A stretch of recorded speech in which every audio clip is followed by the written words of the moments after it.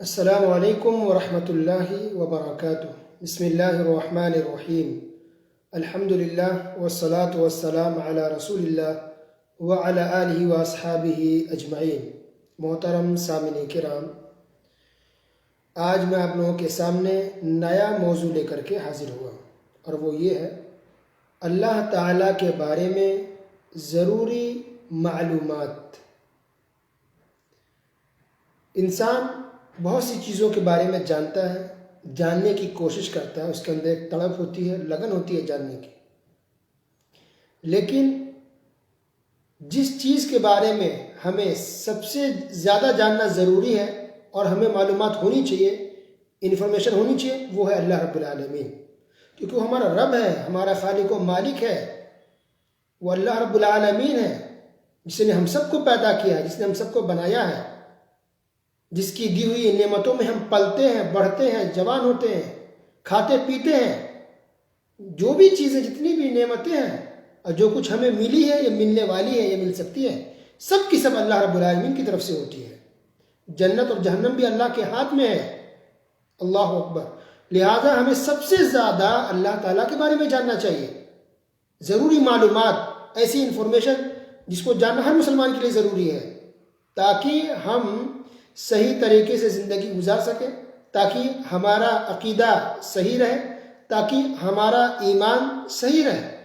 بہت سے لوگ ایسے ہیں جو اللہ کے بارے میں صحیح سے جانتے ہی نہیں، اور بہت سے لوگ ایسے ہیں جو جانتے تو ہیں لیکن ان کے پاس انفارمیشن صحیح نہیں ہے، غلط معلومات ان لوگوں تک پہنچی ہے، کسی نے اس کو مس گائیڈ کر دیا ہے، غلط معلومات دی ہے۔ لہذا سب سے زیادہ جو اہم بات ہے وہ یہ ہے کہ انسان اللہ رب العالمین کے بارے میں جانے۔ یہ ضروری ہے ہمارے کھانے پینے سے بھی زیادہ، ہمارے سانس لینے سے بھی زیادہ۔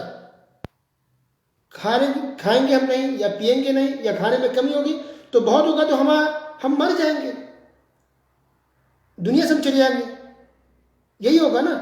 لیکن ہم اللہ کے بارے میں صحیح سے اگر نہیں جانتے ہیں، صحیح عقیدہ اگر نہیں اللہ کے بارے میں ہمارا، تو ہماری آخرت خراب ہو جائے گی، آخرت ہماری برباد ہو جائے گی، ہمارا ایمان خراب ہو جائے گا، ہمارا عقیدہ خراب ہو جائے گا۔ لہذا سب سے زیادہ ضروری ہے کہ انسان، ہر مسلمان، ہر انسان اللہ رب العالمین کے بارے میں صحیح معلومات حاصل کرے، صحیح جانکاری حاصل کرے۔ تو انشاءاللہ اس ٹاپک پر اللہ کے بارے میں ضروری معلومات انشاءاللہ ہم سنیں گے، اور ہر پارٹ چھوٹا بنایا جائے گا، چھوٹی کلپ بنائی جائے گی تاکہ ہم آسانی سے سن سکیں اور اچھے سے ہم سمجھ سکیں۔ یہ پہلا پارٹ ہے، پارٹ نمبر 1 ہے۔ اس میں کچھ تمہید ہے، کچھ مقدمے کی باتیں ہیں، اور انشاءاللہ کئی پارٹ میں اس ٹاپک کو ہم انشاءاللہ بیان کریں گے۔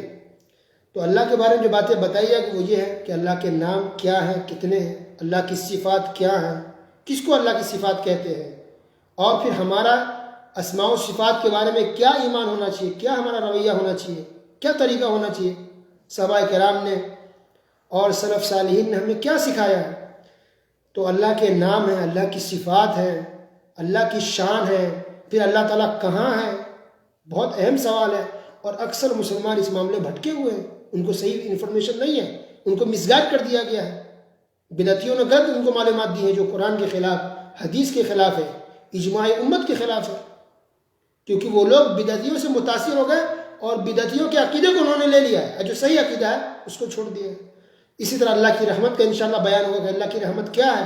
لوگ نہیں جانتے اللہ کی رحمت کو، اس لیے جو لوگ مصیبت میں پریشانی میں آتے ہیں تو استغفراللہ وہ یہ سمجھتے ہیں کہ اللہ تعالیٰ ان پر رحم نہیں کر رہا ہے، اللہ وہ غلط نظریہ ان کا بن جاتا ہے، اور غصے میں آ کے بہت سے مسلمانوں نے ایسے لفظ استعمال کیے جو آپ سنیں گے تو حیران رہ جائیں گے، دل میں ڈر اور خوف پیدا ہو جائے کہ اللہ کہیں عذاب نہ ہو جائے کہ ایک مسلمان ہو کے ایسی باتیں کرتا ہے، اس کو اللہ کی رحمت کا اندازہ نہیں ہے۔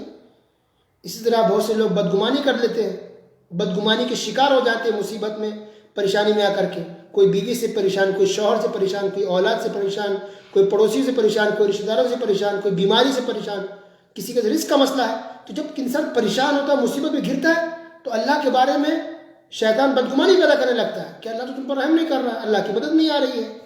تو انسان کچھ ایسے جملے استعمال کرتا ہے یا ایسی بدگمانی رکھتا ہے، نعوذ باللہ، جو جائز نہیں ہے مسلمانوں کے لیے، ہمارا ایمان خطرے میں پڑ سکتا ہے۔ تو انشاءاللہ ان باتوں کی وضاحت ہوگی۔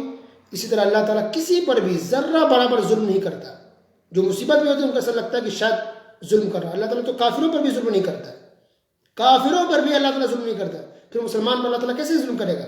ایسا ہو ہی نہیں سکتا. تو اس طرح کی اور بھی بہت ساری باتیں جو انشاءاللہ اس ٹاپک سے میں بیان کی جائے گی. اللہ سبحانہ و تعالیٰ ہم تمام مسلمانوں کو توفیق دے کہ ہم سنیں, قرآن و حدیث کی روشنی میں ہم باتیں سنیں, اس کو سمجھیں اور اس کے مطابق ہی ہم اپنے عقیدہ کو رکھیں. اللہ سبحانہ و تعالیٰ تمام مسلمانوں کی مغفرت فرمائے, صحیح علم حاصل کرنے کی توفیق دے, اور جو غلط فہمی ڈالی گئی اللہ اس کو دل اور دماغ سے نکال دے, اور قرآن و حدیث میں جو صحیح عقیدہ بیان کیا گیا ہے, جو صحیح باتیں اللہ رب العالمین کے بارے میں بتائی گئی اللہ, وہ صحیح باتیں ہمیں سمجھنے کی توفیق عطا فرمائے. آمین. وصلی اللہ علی نبینا محمد وعلی آلہ وصحبہ اجمعین. والسلام علیکم ورحمۃ اللہ وبرکاتہ.